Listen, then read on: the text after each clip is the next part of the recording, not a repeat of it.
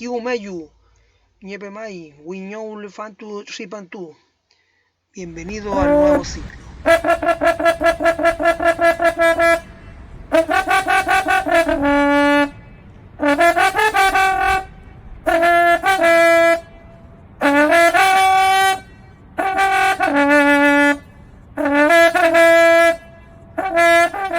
Es el Guñol Ripantu, por retorno del año.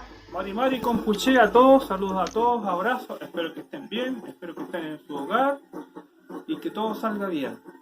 Bueno, los estoy saludando y dando una información muy importante que tiene que ver con la fecha que nosotros celebramos. Los pueblos indígenas en el Cono Sur celebramos el Huechipantu, el pueblo mapuche especialmente. Se le llama Huechipantu o Huiñol Chipantu, en el cual significa la llegada del sol o el regreso del sol.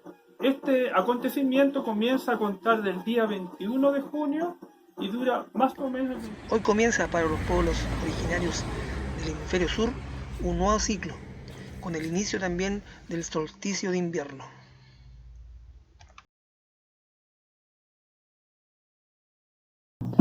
Mari Peñi Lamuán, Compuche, vamos a hacer la ceremonia de la bendición de los alimentos. Kubolain y Yay, Santo Mari Peñi.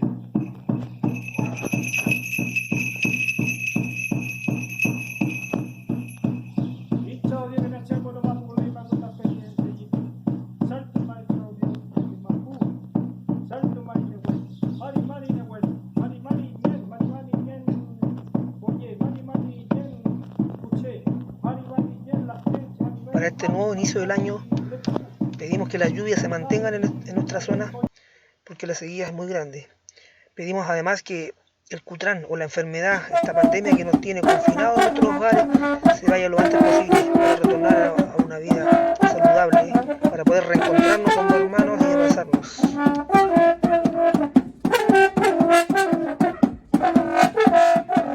Cuidemos nuestro medio ambiente, cuidemos a nuestros viejitos, a nuestras mamás, a nuestros papás y chachay, que los cubra de energía y que los cuide en estos tiempos oscuros.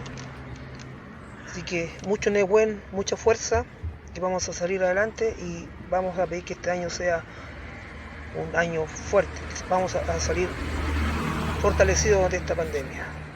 Chaltumay.